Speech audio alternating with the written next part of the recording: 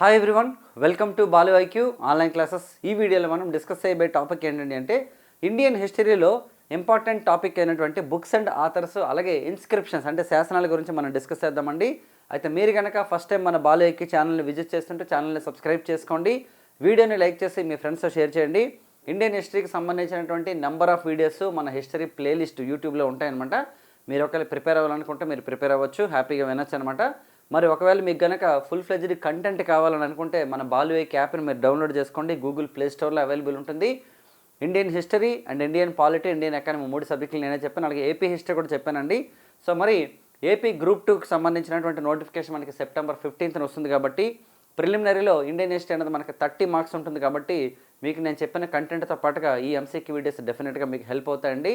So మరి మన యాప్ని డౌన్లోడ్ చేసుకోండి గూగుల్ ప్లే స్టోర్లోంచి. సో మరి ఫస్ట్ క్వశ్చన్ చూద్దామండి. క్రింది గ్రంథాలను వాటి రచయితల జతపరచని అన్నారు ఇక్కడ మనకి. సో మ్యాచ్ ద ఫాలోయింగ్ ఇవ్వడం జరిగిందనమాట. సో ఇవి నెంబర్స్లో ఇచ్చాము, ఇది వచ్చేసి రోమన్ నెంబర్స్లో ఇచ్చామండి. మరి అక్కడ చూడండి, ఫస్ట్ది గీత గోవిందం. సో గీత గోవిందం పుస్తకాన్ని ఎవరు రాశారంటే మనకి జయదేవుడు రచించడం జరిగింది. సో 1 వచ్చేసి మనకి 4 అండి రోమన్ నెంబరు.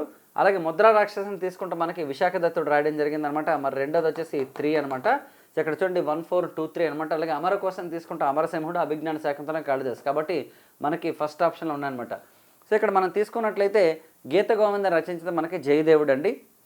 మరి ముద్రా రాక్షసుని తీసుకుంటే మనకి ఎవరు రాశారండి, విశాఖ దత్తుడు రచించడం జరిగిందనమాట. మరి ఇందులో ఏంటంటే మౌర్య సామ్రాజ్యం అంటే మనకి ఎవరైతే నందవంశాన్ని పరిపాలిస్తున్నటువంటి ధననందుడు ఉన్నాడో అతన్ని ఓడించి ఏ విధంగా మనకి మౌర్య సామ్రాజ్యాన్ని ఎస్టాబ్లిష్ చేశారన్నది మనకి ముద్రా రాక్షసం అనే పుస్తకం అని చెప్తుందనమాట మనకి. అలాగే అమర కోసం తీసుకుంటే మనకు అమరశివుడు అండి. దీని స్పెషాలిటీ అంటే మనకి ఫస్ట్ సాంస్క్రిట్ డిక్షనరీని మనకి అంటే సంస్కృతంలో మొట్టమొదటి గ్రంథం అనమాట అమర కోసం. చెప్పాలంటే మనకి కోసం అంటేనే మనకి పదాల కలయిక అనమాట. ఓకేనండి, డిక్షనరీని మనం కోసం అంటామంటే యాక్చువల్లీ మనకి. కాబట్టి అమర కోసం రచించాలంటే మనకి అమరసింహుడు అనే రచయిత రాయడం జరిగింది. అలాగే నెక్స్ట్ అభిజ్ఞాన శాకుంతలం అండి. ఇది వచ్చేసి మనకి కాళిదాసు రచించడం జరిగింది. సో కాళిదాసు వచ్చేసి మనకి 2వ చంద్రగుప్తుని ఆస్థానంలో ఉంటారండి. ఇండియన్ షేక్స్పియర్ అని చెప్పేసి చెప్తారండి. కాకపోతే షేక్స్పియర్ కంటే చాలా ముందు వ్యక్తి అనమాట మనకి కాళిదాసు. సో మరి మనం ఎగ్జామ్లో అడిగినప్పుడు ఇండియన్ షేక్స్పియర్ ఎవరంటే మనం కాళిదాసు అని చెప్పాలన్నమాట. ఈయన చంద్రగుప్త 2 ఆస్థానంలో ఉంటారు. సో చాలా ఇంపార్టెంట్.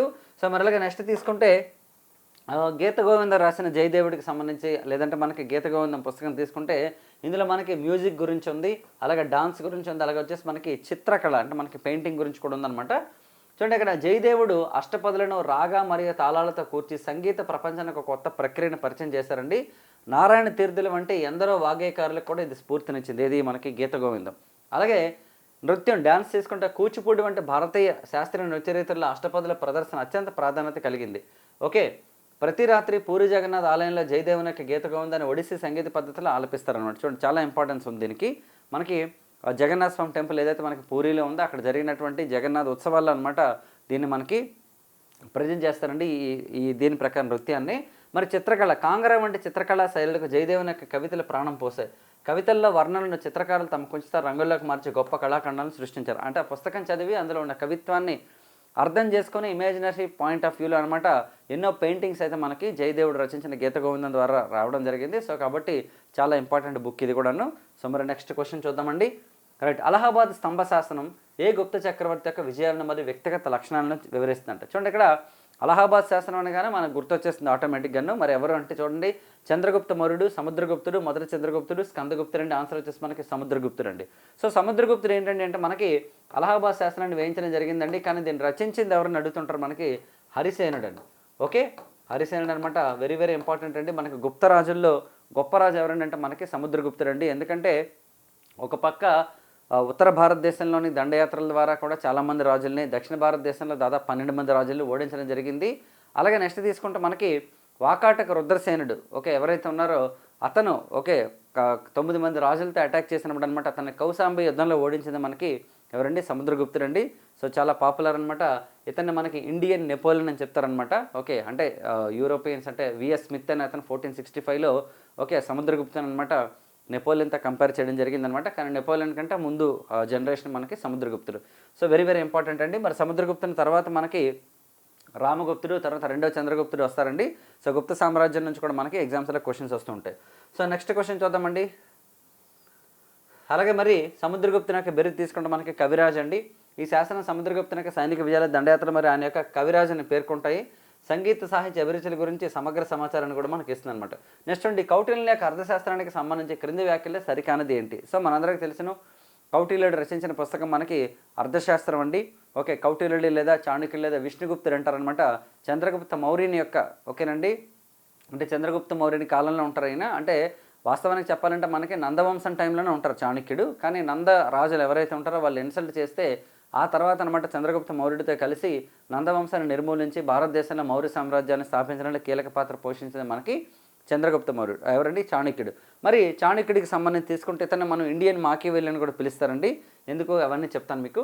చూడండి, అర్థశాస్త్రాన్ని ప్రాచీన సాహిత్యంలో లభించిన మొదటి లౌకిక గ్రంథం అంట. ఓకేనండి, అర్థశాస్త్రం ఏంటంటే మనకి ప్రాచీన సాహిత్యం అంటే మనకి ఓల్డ్ అంటే మనకి ఏన్షియంట్ లిటరేచర్లో మనకి మొట్టమొదటి లౌకిక సాహిత్య పుస్తకం ఇది. కౌటిల్యుని యొక్క అర్థశాస్త్రంలో మౌర్య సామ్రాజ్యానికి సంబంధించిన ప్రస్తావన మరియు మౌర్య వంశం గురించి పేర్కొన్నారంట, స్పష్టంగా పేర్కొన్నారంట. మరి 1905లో డాక్టర్ శ్యామశాస్త్రి ఈ గ్రంథాన్ని వెలుగులోకి తీసుకురాగా 1909లో దీన్ని ఆంగ్లంలోకి అనువదించారంట. 1909లో శ్యామశాస్త్రి తీసుకురావడం, దీని తర్వాత ఇంగ్లీష్లోకి ట్రాన్స్లేట్ చేశారు. అర్థశాస్త్రం ప్రధానంగా 15 వాల్యూమ్స్ ఉంది మరియు 180 చాప్టర్లు కలిగి ఉంది. ఇందులో ఏది కరెక్ట్ కాదంటే వాస్తవానికి తీసుకుంటే అర్థశాస్త్రంలో మనకి రాజకీయ ఆర్థిక విషయాలన్నీ మనకి మెన్షన్ చేశారు, కానీ ఎక్కడ కూడా మౌర్య అనే పదాన్ని ఎక్కడ మెన్షన్ చేయలేదండి వాస్తవానికి. అందుకనే సెకండ్ స్టేట్మెంట్ అనేది రాంగ్ అనమాట. ఎందుకంటే మౌర్య సామ్రాజ్యం యొక్క స్పష్టమైన ప్రస్తావన ఎక్కడ లేదనమాట. చూడండి, ఇతన్ని మరి ఇండియన్ మాకివెల్లి అని ఎందుకు పిలుస్తారంటే యూరోపియన్ హిస్టరీలో అంటే మనకి యూరోపియన్ చరిత్రకారుల ప్రకారం తీసుకుంటే ప్రిన్స్ అనే గ్రంథం వాళ్ళకి అంటే యూరప్లో ఒక రాజు యొక్క పరిపాలనకు సంబంధించినటువంటి ఒక మంచి పుస్తకం లాంటిది ఏంటంటే మనకి ఏది ప్రిన్స్ అనే గ్రంథం. సో ఆ ప్రిన్స్ అనే గ్రంథం ఒక రాజు ఎలా ఉండాలి, తన యొక్క అడ్మినిస్ట్రేషన్ ఎలా ఉండాలి, ఈ వ్యవస్థ గురించి రాస్తాడనమాట యాక్చువల్లీ. సో అలాంటి పుస్తకాన్ని పోలి ఉన్నది మనకు అర్థశాస్త్రం కాబట్టి ఇండియన్ మాకివెల్లి అని చెప్పేసి కౌటిల్యుని పోలిస్తారనమాట. అంటే అక్కడ మాకివెల్లితో ఈయన కంపేర్ చేయడం జరుగుతుందండి.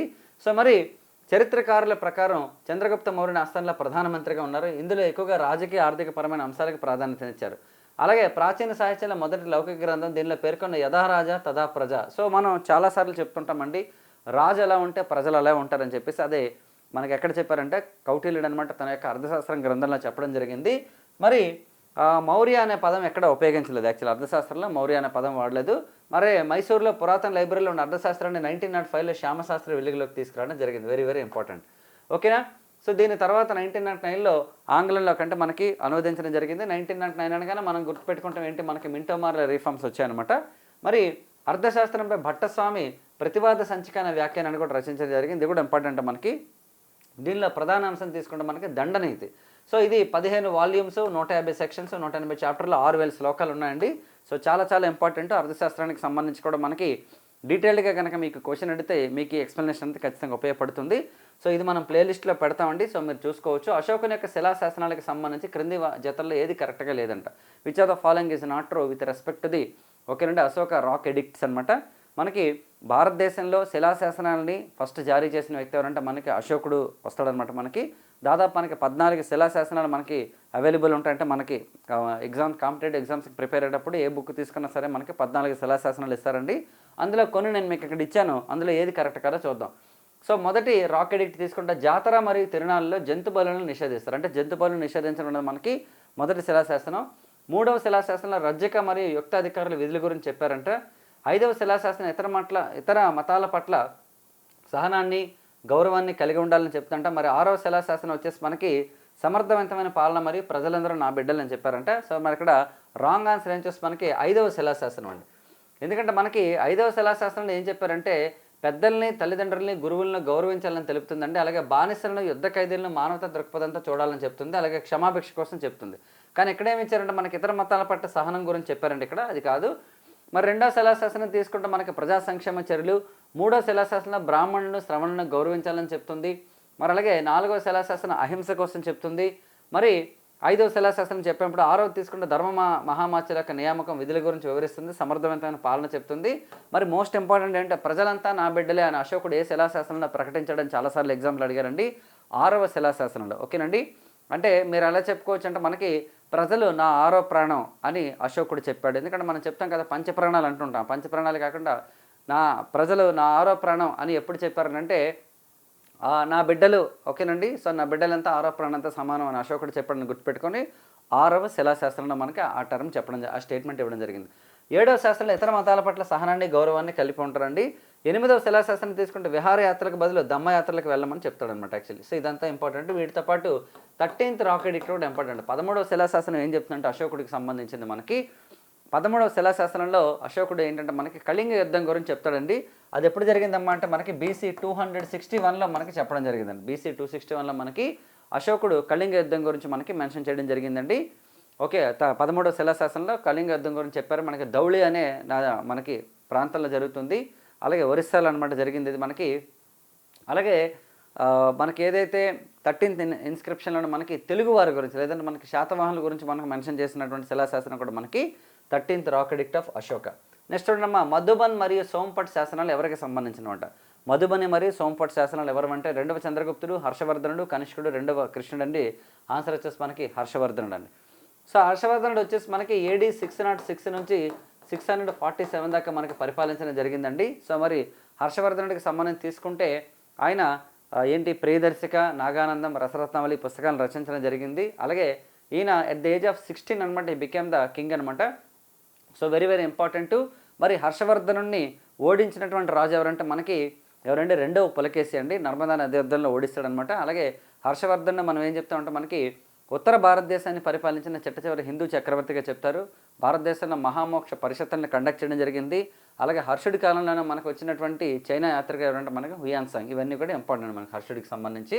అలాగే ఏంటంటే బుక్స్ మరి హర్ష చరిత్ర, కాదంబరి, పార్వతీ పరిణయం ఎవరు రచించారో మీరు కింద కామెంట్ బాక్స్లో చెప్పండి. హర్ష చరిత్ర, కాదంబరి, పార్వతీ పరిణయం పుస్తకాలు ఎవరు రాశారు, హర్షుడి యొక్క చరిత్ర ఎవరు రాశారు అనేది మీరు కింద కామెంట్ బాక్స్లో చెప్పండి. సో నెక్స్ట్ క్వశ్చన్ చూద్దామండి. పంచతంత్రం గ్రంథానికి సంబంధించి క్రింది ప్రకటనను పరిశీలించండి. సో పంచతంత్రం రచయిత విష్ణు శర్మ.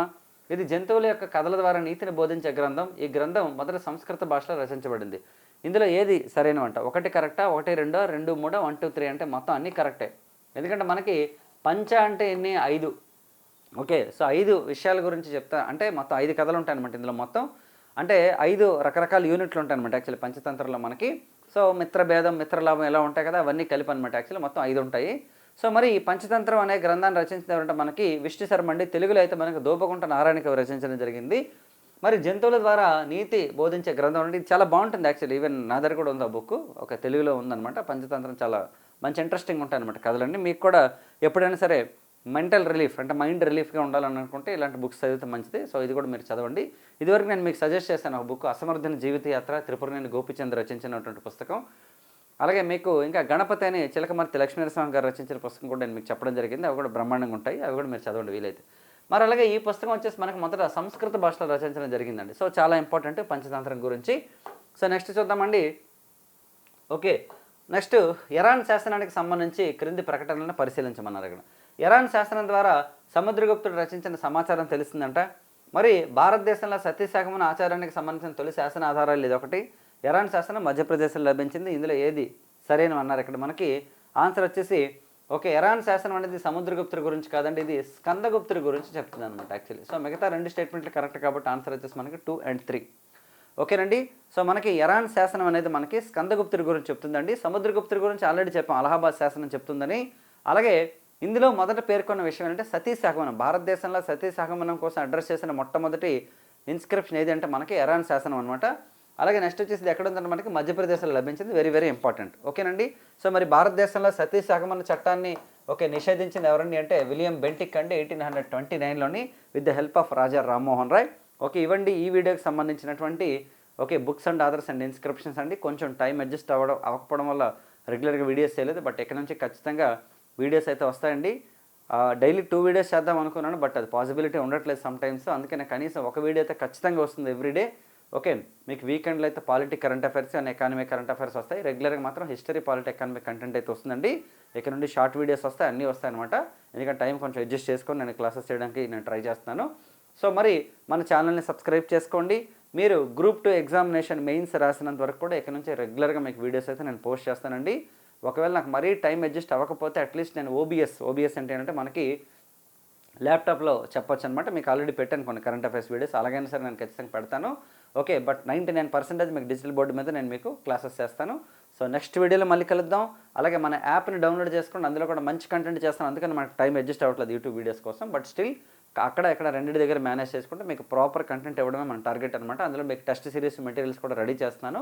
అవన్నీ పోస్ట్ చేశాక నేను మళ్ళీ మీకు ఒక వీడియో అనేది చెప్తానమాట. వీడియోలో దానికోసం డెడికేటెడ్గా ఒక వీడియో చేసి మీకు చెప్తాను. బట్ మీరైతే ప్రిపరేషన్ ప్రారంభించండి. రీసెంట్గా మనకి గ్రూప్ 2కి సంబంధించిన డేట్స్ అనేది కూడా మనకి సర్క్యులేట్ అయింది న్యూస్లోని. సో అది మళ్ళీ కాదు అదే మీరు నమ్మకండి అని చెప్పేసి ఏపీఎస్సీ చెప్పడం జరిగింది. బట్ స్టిల్ ఏంటండి అంటే ఒకవేళ అవే డేట్స్ కనుక వస్తే మన యొక్క ప్రిపరేషన్ ప్లాన్ ఆఫ్ యాక్షన్ ఎలా ఉండాలన్న దాన్ని మీరు మెంటల్గా ప్రిపేర్ అయ్యి మీరు ఉండండి. సో కాబట్టి రెగ్యులర్గా మన వీడియోస్ చేసుకుందాం. మన ఛానల్ని సబ్స్క్రైబ్ చేసుకోండి, యాప్ని ప్లే స్టోర్ నుంచి డౌన్లోడ్ చేసుకోండి. నెక్స్ట్ వీడియోలో మళ్ళీ కలుద్దాం. Thank you so much and wish all the best.